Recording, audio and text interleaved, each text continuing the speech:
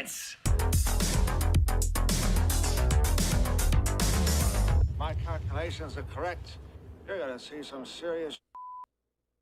All right, Ray, we're getting into your first data point here. And I got to say, I think this is maybe the second, perhaps third time this individual player has led the data dump show, which in the year 2025, I did not have on my bingo card.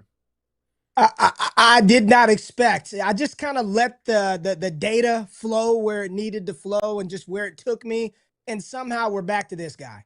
We are back to a top 6 quarterback in week 7. That your eyes are not mistaking you. We are talking about old man Joe Flacco. Joe Flacco, QB fantasy finish on the week. This was a situation, Matt, I didn't think anything would change, right? They really can't pass protect. They can't do these things. Jake Browning looked awful. T. Higgins couldn't put him in a lineup. You were scared to start him. Jamar Chase, you were just hoping that he just got volume. I don't want to make too much of it. But alongside his fantasy QB 6 finish, like he was still pressured a lot. 17 pressures in week 7 against the Pittsburgh Steelers. That was 7th most amongst quarterbacks. And he didn't push the ball downfield that much. He was 18th in 15 plus yard attempts. However, 6th in EPA per dropback. And we just saw just them consolidate their offense through Jamar Chase, through T. Higgins. Run with Chase Brown a little bit, keep defenses honest, but we're throwing the ball to number 1 and number 5. And the running game did get going to some degree. They're probably never going to be a high volume rush attack offense. But with Joe Flacco at the helm, at quarterback, and I had asked some people in our Discord community, Matt, I'm like, how did he go from one of these stone worst quarterbacks to looking not just like a competent quarterback, but if they're going to throw the ball to Jamar Chase 30-40% of the time, get T. Higgins another 25-30%, there will be fantasy points to be scored in this offense. I mean, it is still one of the high-flying best 2 wide receivers in the NFL. My question to you is this. We're not talking dynasty value. We're not talking long-term success. But here in 2025, with this weaponry out here, and even Noah Fant got in the end zone, 4 for 44. Like, is Joe Flacco somebody that if you need a pinch as a streaming quarterback, and I know the name isn't going to sound great, Trevor Lawrence is on bye. Joe Flacco, I mean, I almost would be like, I'd rather start Joe Flacco over Trevor Lawrence on a week-to-week basis. Like, do you think this is sustainable for the Cincinnati Bengals and Joe Flacco in this offense to continue to push the ball downfield, get the ball to their primary offensive weapons, and more importantly, score points? Matt, I kind of think so. I do. Week 8 matchup against a New York Jets defense that is could be without Sauce Gardner this week. He suffered a concussion in the loss to the Carolina Panthers. It's a revenge game for Joe Flacco. So you got that added onto it too. Joe Flacco is going to have a fair bit of revenge games because he's starting to do the Ryan Fitzpatrick late career stage where he's just moving around the league. But yeah, it's not a bad spot at all because when you look at the Jets defense, the trend with that unit, Ray, has been, the number 1 is going to get blotted out by Sauce Gardner. We saw that last week where Tedero McMillan was completely kept silent, but the number 2 receiver can go off. And that's exactly what happened with Xavier Legette. 9 catches for 90 yards, easily his best game of the season. Your boy, Ryan Flournoy, was the other example of that a couple of weeks before when George Pickens, he had the 1 long touchdown, but otherwise didn't get a lot of production. And old Flournoy is popping off against the Jets' second, third corner. Now, if you don't have Sauce, what the hell are you doing when you're with Jamar Chase? What are you doing with T. Higgins? And I didn't catch this on Thursday. I've seen it since, or maybe I caught it, and I don't think I talked about it on the solo recap show. And by the way, that feels like a bajillion years ago now. At this point, it always does. No. But Flacco is, they're interviewing him after the game, the Amazon Prime reporters and all that, and he's like kind of laughing, like, "What are you talking to me for? I just get the ball to Jamar Chase and like let him do his thing." Like, that is truly what he's doing here. He's been in the shotgun on 80% of his dropbacks the last 2 weeks. The only quarterbacks who are higher than that who have actually played, it's the 2 Washington quarterbacks. It's Michael Penix. That's it. Like, he's in the gun and he's just getting the ball out super fast to these receivers. And I think that in certain matchups, because I want to come back to the defense that he played on Thursday night. But in certain matchups, I do think that there is some sustainability to this. Yeah, yeah, and again, I want to be careful. I don't think we are neither of us are saying this is an elite quarterback talent. This is an elite no. quarterback option. But when you look at the quarterback landscape right now, there are a lot of quarterbacks that people are starting on a week-to-week basis that aren't very good. CJ Stroud, not very good. Trevor Lawrence, you're just hoping he gets enough volume. And as we get to this point where, Bryce Young is now injured, Baker Mayfield down his 2 top receiving options, I know it just seems so small and minute, but I just getting the ball into Jamar Chase's hands, even on a slant route, is probably more valuable and has more fantasy upside than trying to launch the ball to 3rd and 4th options on worse teams.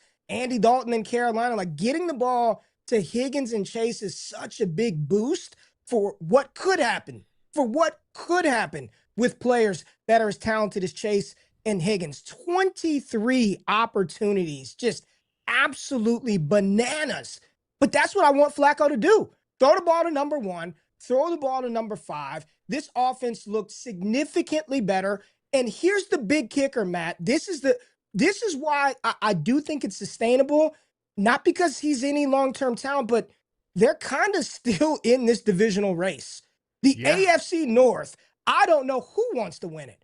Baltimore's 1-5. Pittsburgh just lost this game. The Browns are a mess. Like, this Bengals team is still somehow in the race to win the AFC North. And if they can play the way that they played on Thursday night, which did feel like a decade ago, I think they've got a shot. And it's going to happen on the arm and the receiving core of the Cincinnati Bengals and Joe Flacco. Yeah, so these are some of the quarterbacks that are started in fewer than 50% of leagues right now. You've got Caleb Williams. You have Jordan Love, who we're actually going to talk about in just a second. Jared Goff, but he's obviously somebody that's just dropped a ton because he's about to go on bye. Lamar Jackson, but he's coming back, so we expect him to obviously be above 50%. Matthew Stafford's at 27%. He's on bye. Justin Fields, he's at 24%. He's about to get benched. The owner of the freaking team is saying we would look like a good team if we could complete some passes. We're going to come back to that later in the show, but a wild statement to say about a player who is still currently on your roster. Jackson Dart, who's got a matchup in Philadelphia this week. You mentioned CJ Stroud. He's at 18%. Trevor Lawrence, 17%. Sam Darnold, both those guys are on bye. Brock Purdy is, 15% of leagues, I guess, are just asleep at the wheel here. But yeah, so these are the players that are started in that sort of range. And I definitely think that Flacco can get among those groups in the right matchup, which this week it looks like a good spot here for them against this Jets team that's not good and is without their clear-cut, by a mile best player in the secondary. But I do want to ask you just about that Thursday night game. How much of what we saw on Thursday do you think is attributable to the Bengals offense being obviously loaded with talent and Joe Flacco still being competent? And how much of it do we put on the fact that the Steelers defense might be the biggest fraud in the entire league right now? And I know that's like a crazy aggressive statement, but this team has a lot of names. It has a lot of faces that we know.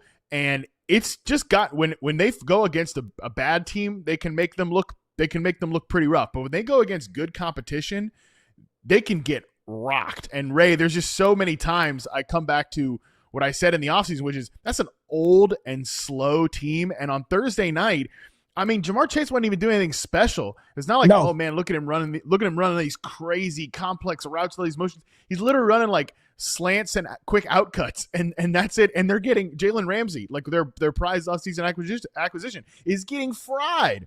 So how much of what we saw with the Bengals offense was opponent driven, and how much of it is again the sustainability factor here with Flacco? I definitely think what you're saying is a part of it. The Pittsburgh Steelers, I do think defensively are fraudulent. I think they're a fraudulent defensive team.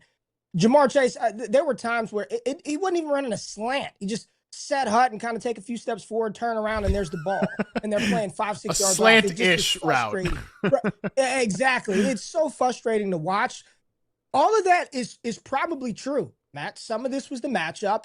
But I just go back to, I think the real X factor and the difference maker is he can get the ball out quickly. and then he's got Chase and Higgins. I don't know how to qualify that or quantify how beneficial and impactful it is to have those two guys in particular on the outside and the type of attention they command and the way that Zach Taylor will call up and scheme up some plays. I do think that them establishing the run early helped out. Matchups, right? I think you nailed the take. I'm looking at the matchup, but I do think that with the upside, right? The roof, the ceiling, whatever you want to call it, by just getting the ball to Jamar Chase, like he's got to be on your streamer waiver wire pickup. Just if the matchup is right, I would not be afraid to play Flacco. I don't want to answer the question, Matt, to be like he's lock and load, play him for the next 8 games. I'm not going to say that. But in the right matchup, I think you can do a hell of a lot worse. And some of you probably have been doing a hell of a lot worse than putting Joe Flacco out there and just letting him throw the ball to Jamar Chase and T. Higgins. Just final point on those matchups. Again, it's Jets this week, then the Bears at home in Cincinnati in week 9. Then they go on a bye in week 10. Week 11, they face that Steelers defense again. Week 12, the Patriots, little hit or miss there. Then the Ravens, Bills, and then we're into week 15 territory where at that point maybe even Joe Burrow is starting to look like he's coming back. So if you bought low on Jamar Chase, congratulations. I think he is in contention to be the wide receiver 1 rest of season. He's just going to get a boatload of targets. And when you get these veteran guys like Flacco who's just seen everything and they can get the ball out quick to the right players, that was sort of the problem last year in Indianapolis is they only had one guy that could work in quick game with Josh Downs because Michael Pittman wasn't healthy and none of their other players were really like quick game guys, but Jamar Chase is elite in the quick game, and Joe Flacco can still get that ball out. So I do think there's some sustainability here in the right matchups, and there's a lot of good-looking matchups here the next few weeks. So I like the call on Joe Flacco here. Was that Dolphins week 17? Was that Miami week 17 matchup? 16. Week 16 in week 15, 16, 17 for this Bengals team. Ravens, we'll see what their defense looks like, but it's obviously been a disappointment to start this year. Week 17, Miami Dolphins. So Chase Brown, fantasy football championship winner there. Ooh. And then week 17, the Arizona Cardinals, which obviously those are not that's not a great secondary at that point either. We'll see where the damn Cardinals is. So yeah, these Bengals these Bengals skill position players, Ray, when we did the guillotine segment early on in September, it was every single week. Bengal, just killing you. But they could end up really being the guys that you need here if Flacco can keep this up and in the right matchups. And we got a lot of those conditions here that are coming up. So it looks like your Bengals are looking pretty good in fantasy football. There's actually some good connective tissue here between your first data point and the one that I want to bring up here, because not only am I talking about a quarterback who has played well the last 2 weeks, just like Joe Flacco, I'm also talking about a quarterback. I didn't even realize this until I was just looking at the schedule matrix right now. This is the guy that gets to play the Green Bay. This is the guy that gets to play the Pittsburgh Steelers this week in Week 8. So we'll keep the trend going here, picking on the Steelers defense. Jordan Love kind of heating up since coming off the bye, and I think this has been very.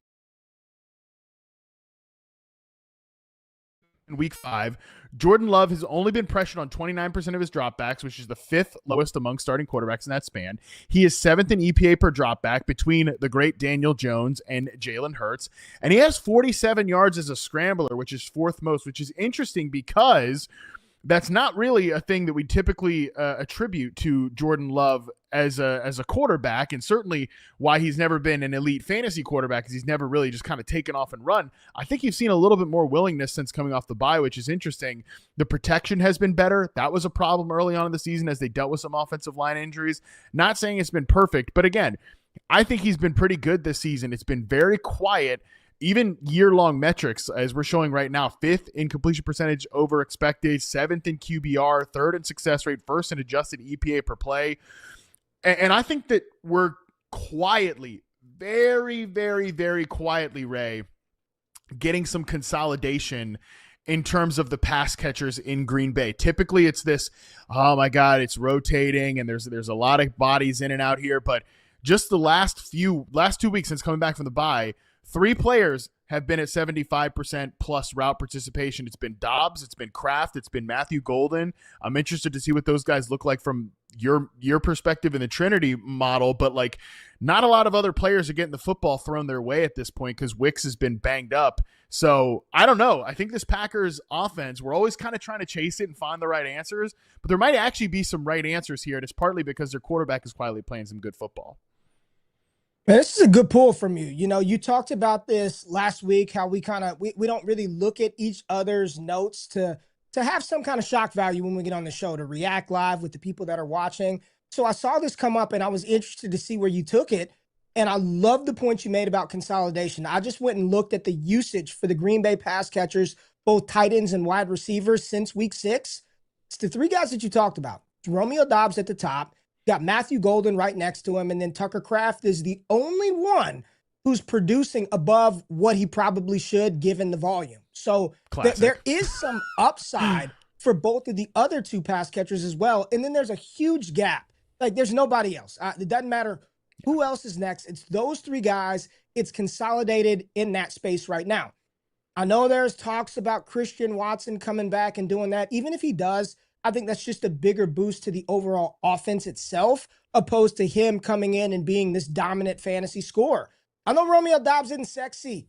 Not a sexy name. He's not a high flyer. He wears a huge pillow on his head for protection. For protection, that's why he wears that thing, right? Not the most aesthetically pleasing, but he's pretty solid. Like you know what you're getting out of him. You're getting 5 for 50 plus just about every week from Doubs. I still think there's more upside available in Matthew Golden's skill set. Like it's not for a lack of trying from the Green Bay Packers. And then Tucker Kraft he's a stud at the tight end position. This is a good little call out, because this past Sunday, he didn't do a ton in that matchup versus Arizona. It was a road game. Cardinals came out. They played much better with Jacoby Brissett at quarterback. But Jordan Love is quietly, like you say, he's figuring out who his guys are. He's not turning the ball over as much right now. You see this on the screen. Interceptions by Love through the first 6 starts of the season. 7 in 2023, 9 in 2024, and only 2 this year. Protecting the ball, consolidation as far as the pass catchers. I kind of like it. I didn't know where you were going with Love, but I kind of like it, man. You were shockingly accurate in terms of the last 3 games for Romeo Doubs, like what you meant for the stat line there.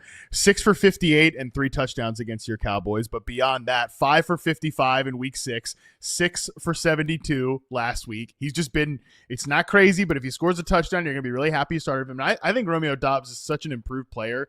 He looks really technically precise on some of these routes, especially the key in breakers over the middle. And for Matthew Golden, the fantasy points, oh my God, this.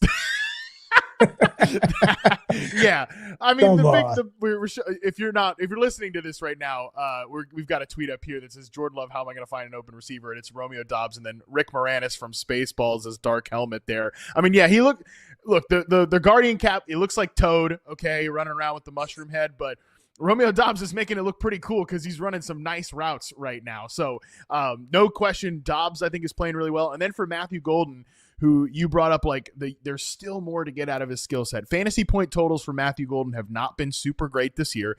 2.6, 1.5, 8.1, 8.8.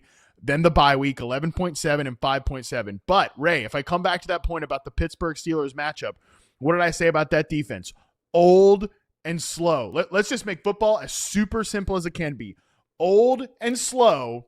Matthew Golden, young and fast. I think I'm going to give the edge to Matthew Golden to get a few of those big plays there. So in this bye week apocalypse type situation here, I do think Matthew Golden could actually be a pretty interesting starter for your fantasy teams, even though he hasn't quite hit big just yet.